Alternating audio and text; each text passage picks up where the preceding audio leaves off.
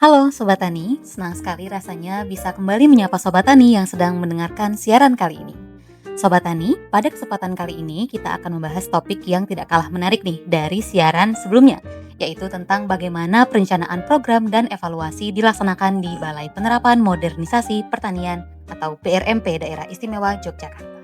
Baik Sobat Tani, bersama saya Selvia dari tim PPID dan sudah hadir juga bersama kita narasumber yang sangat istimewa pada kali ini, yaitu Bapak Dr. Ahmad Yunan Arifin SPT MSI selaku Ketua Kelompok Program dan Pengujian BRMPDI. Selamat siang Pak Selamat Yunan. siang. Apa kabar Bapak hari ini? Alhamdulillah baik. Alhamdulillah, semoga selalu diberikan kesehatan dan juga dalam keadaan baik ya Pak ya, Amin. untuk Pak Yunan dan juga sekeluarga. Baik Pak Yunan, Sobat Tani yang sedang mendengarkan kita pasti udah gak sabar nih Pak untuk menyimak topik yang akan kita bahas pada hari ini.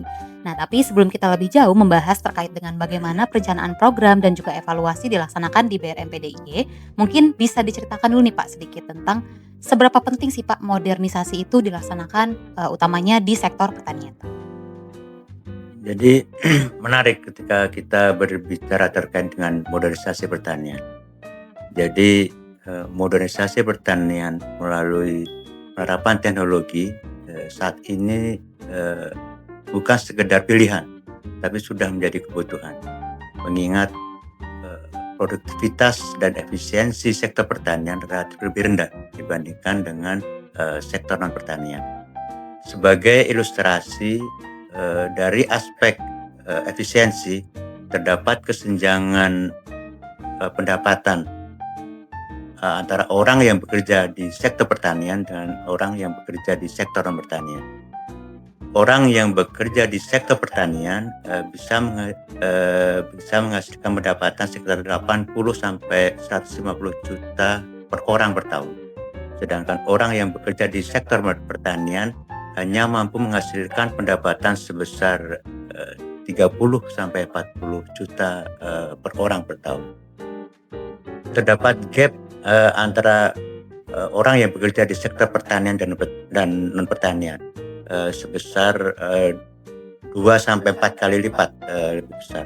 Bahkan di Yogyakarta gap ini semakin besar, mencapai 3 sampai 5 kali lipat lebih besar. Kondisi efisiensi dan produktivitas yang relatif rendah ini mengakibatkan pertanian menjadi kurang menarik. Hal ini dipertegas dengan jumlah petani milenial yang relatif rendah di sektor pertanian. Hanya berkisar sekitar 21%.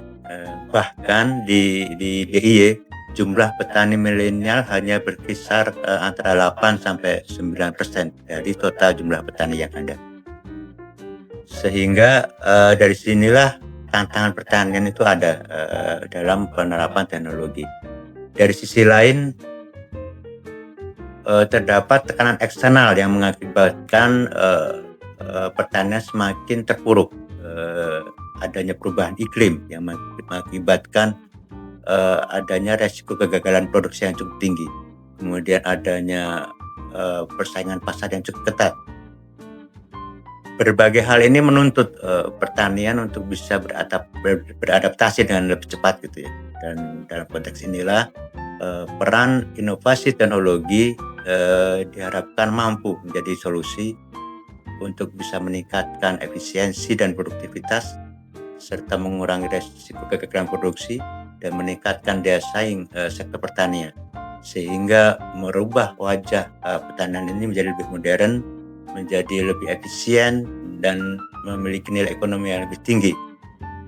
Dan dengan kata lain, tanpa modernisasi pertanian ini akan cenderung lebih jauh tertinggal, dan dengan modernisasi pertanian akan lebih efisien, produktif dan tetap menjanjikan di masa depan. Oke, sangat menarik sekali nih Pak. Tentunya dari yang Pak Yunan sudah jelaskan, modernisasi di bidang pertanian itu sangat penting ya Pak ya, karena bisa meningkatkan produktivitas, kemudian juga pendapatan, mengurangi modal, hingga bisa menekan risiko yang ada juga ya Pak ya. Nah, mengingat pentingnya modernisasi di bidang pertanian itu Pak, kira-kira apa sih Pak peran utama BRMPDIY terkait dengan hal tersebut, terkait dengan modernisasi di bidang pertanian? Jadi BRMPDIY memiliki peran sebagai jembatan antara inovasi dan implementasinya di lapangan. Dan dalam menerapkan teknologi, BRMP tidak hanya mendistribusikan teknologi, tapi juga memastikan bahwa teknologi itu secara efektif dapat diterapkan oleh petani. Caranya adalah dengan membangun kapasitas petani dalam menerapkan teknologi melalui pelatihan yang intensif maupun melalui pendampingan di lapangan, sehingga petani dapat dipastikan dapat menerapkan teknologi tersebut. Oleh karena itu, BRMP DIY tidak hanya berperan menghadirkan teknologi, tapi juga bagaimana memastikan bahwa teknologi itu dapat digunakan dan dapat memberikan manfaat bagi petani. Oke, baik Pak Yunan. Kaitannya dengan peran BRMP DIY tersebut berarti kan kita juga merancang program ya Pak ya, untuk petani dan juga masyarakat gitu. Nah, ketika perencanaan program itu dilakukan, biasanya faktor apa sih Pak yang penting dan juga biasa menjadi pertimbangan Pak? Jadi dalam merancang program modernisasi, kami lakukan berbasis dengan kondisi real di lapangan. Kebutuhannya apa gitu ya. Jadi kami proses itu diawali dengan mengidentifikasi masalah melalui pengumpulan data dan informasi melalui diskusi langsung dengan petani atau melalui survei produksi dan atau dengan analisis produktivitas. Kemudian selanjutnya adalah ketika kami merancang program modernisasi, kami juga mempertimbangkan kondisi agrosistem wilayah, karena setiap wilayah memiliki karakteristik yang berbeda, baik itu kondisi tanah, pola budidayanya, kemudian kondisi sosial budayanya dan lain sebagainya. Sehingga keberhasilan dalam merancang program modernisasi pertanian ini tidak terletak pada seberapa baik program itu dirancang, tapi bagaimana relevansi program itu sesuai dengan kebutuhan dan kondisi di lapangan. Oke. Luar biasa Pak Yunan, berarti bisa disimpulkan ada 2 faktor yang sering jadi pertimbangan ya Pak ya, yaitu kebutuhan real di lapangannya seperti apa dan juga kebutuhan spesifik lokasinya ya Pak ya, supaya programnya bisa lebih dirasakan manfaatnya gitu ya Pak oleh petani dan juga masyarakat. Nah, dalam prakteknya sendiri nih Pak, apa sih tantangan terbesar saat program modernisasi itu dijalankan Pak? Jadi pertanian dalam bahasa asing itu diistilahkan dengan agriculture. Agri berarti lahan, kemudian culture berarti budaya. Sehingga pertanian bukan sekedar produksi, tapi kebiasaan, cara beraktivitas yang dilakukan secara turun-temurun gitu ya. Sehingga petani cenderung berhati-hati dan perlu tahapan waktu ketika suatu teknologi baru itu diperkenalkan kepada mereka gitu. Dan secara teori perlu tahapan waktu bagi petani untuk mengadopsi teknologi, mulai dari melihat, kemudian tertarik, kemudian mengevaluasi dengan mempertimbangkan resiko dari teknologi tersebut, kemudian menguji coba dalam skala terbatas, dan barulah mengadopsi teknologi itu secara penuh.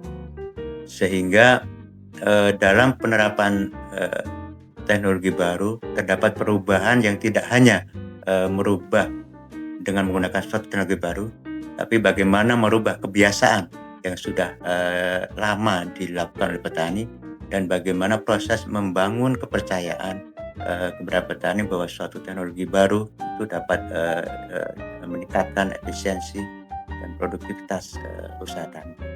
Oke Pak, jadi tantangan terbesarnya lebih ke habit atau cara yang biasa dilakukan ya Pak ya. Nah, tadi kan sudah disebutkan ya Pak, tantangan yang sekiranya dihadapi gitu. Nah, kemudian gimana sih Pak cara BRMP DIY sendiri untuk mengatasi tantangan tersebut Pak? Jadi dalam menerapkan teknologi baru butuh tahapan yang sistematis untuk memastikan bahwa suatu teknologi memang diterapkan sesuai dengan kebutuhan dan kondisi di lapangan. Proses tahapan yang pertama dilakukan dengan tahap perekayasaan, Dalam tahap ini dilakukan perakitan teknologi sesuai permasalahan dan kebutuhan petani. Dan tujuan dari perekayasaan ini adalah merakit teknologi yang mampu meningkatkan produktivitas pertanian. Dan tahapan ini dilaksanakan oleh 20 BRMP komoditas dan 11 balai besar atau balai pendukung yang ada di lingkup BRMP, serta mitra terkait baik lembaga penelitian maupun universitas. Kemudian tahap selanjutnya adalah tahap pengujian.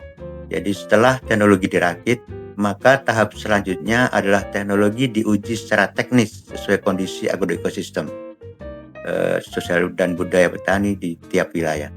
Dan pelaksananya adalah BRMP provinsi, dalam hal ini adalah BRMP Yogyakarta termasuk di dalamnya. Dan hasil dari pengujian adalah paket teknologi spesifik lokasi yang adaptif sesuai dengan kebutuhan petani. Kemudian tahap selanjutnya adalah tahap penerapan. Jadi setelah teknologi diuji, maka teknologi didiseminasikan melalui Demplot. Dalam hal ini fungsi Demplot berfungsi sebagai media belajar bagi petani terhadap teknologi yang didiseminasikan. Dalam Demplot, petani dapat membandingkan antara hasil teknologi baru dengan cara yang biasa mereka lakukan. Dan dalam Demplot, petani terlibat langsung dalam penerapan teknologi baru, sehingga ini merupakan bagian upaya untuk peningkatan keterampilan teknis dalam penerapan teknologi petani. Dan dalam hal ini juga kehadiran Demplot sangat penting karena keberhasilan diseminasi teknologi sangat bergantung pada respon dan perubahan perilaku petani dalam adopsi teknologi. Dan tahap terakhir adalah tahap pengembangan teknologi di mana teknologi yang sudah teruji dan didiseminasikan pada skala Demplot akan diterapkan oleh petani dan pelaku usaha pertanian dalam skala luas, tentu saja dengan pendampingan BRMP Yogyakarta. Dan jadi pendekatan modernisasi pertanian bukan sekedar memperkenalkan teknologi, tetapi melalui tahap perekayasaan dan pengujian untuk memastikan teknologi sesuai dengan kebutuhan petani dan dapat meningkatkan produktivitas usaha tani. Dan melalui tahapan penerapan skala terbatas pada Demplot dilakukan untuk membangun proses belajar petani serta melalui tahap pengembangan teknologi dengan pendampingan yang berkelanjutan sehingga teknologi dapat diterapkan pada skala luas di lapangan. Luar biasa Pak. Jadi untuk menghadapi tantangannya itu dilakukan berbagai rangkaian ya Pak ya. Nggak langsung penerapan tapi juga mulai dari perekayasaan, kemudian perakitan, pengujian, diseminasi hingga penerapan langsung ya Pak ya, dalam skala kecil maupun skala luas. Nah terakhir nih Pak Yunan, apa pesan Bapak boleh untuk masyarakat ataupun petani khususnya terkait dengan modernisasi di sektor pertanian? Jika dianalogikan, modernisasi pertanian ini seperti melakukan perjalanan jauh menggunakan sepeda gitu ya. Jadi akan lama, melelahkan dan tentu saja butuh energi yang lebih gitu ya. Dan jika kita melakukan perjalanan jauh dengan sepeda motor, tentu saja akan lebih efisien, lebih cepat gitu kan, dengan hasil yang relatif lebih baik. Maknanya adalah bahwa teknologi baru itu tidak merubah tujuan, tetapi bagaimana mengubah proses dalam mencapai tujuan. Dan kami mengajak kepada seluruh pelaku usaha pertanian untuk terbuka dan beradaptasi dengan cepat terhadap penggunaan teknologi baru ini, sehingga pertanian bisa lebih efisien, produktif, dan berkelanjutan di masa depan. Baik, luar biasa sekali Pak Yunan. Terima kasih banyak atas penjelasan, kemudian juga informasi, serta insight yang menarik nih Pak, yang sudah dibagikan kepada saya dan juga Sobat Tani yang sedang mendengarkan di rumah. Oke Pak Yunan, dari perbincangan kita hari ini tentunya kita jadi tahu ya Sobat Tani bahwa modernisasi di sektor pertanian itu bukan hanya soal adaptasi teknologi aja nih, tapi bagaimana perencanaan program yang matang, kemudian pelaksanaan yang tepat, hingga monef yang dilaksanakan secara berkelanjutan sehingga manfaatnya bisa dirasakan oleh masyarakat dan juga petani secara berkelanjutan juga. Terima kasih kepada Pak Yunan sudah meluangkan waktunya di tengah-tengah kesibukannya masih bisa hadir bersama kita untuk memberikan insight dan juga informasi-informasi yang luar biasa bermanfaat. Terima kasih saya ucapkan juga kepada Sobat Tani yang sudah menyimak siaran dari awal hingga akhir. Terima kasih, saya Salvia pamit undur diri. Tetap semangat dan terus dukung kemajuan pertanian Indonesia. Terima kasih, sampai jumpa di episode berikutnya.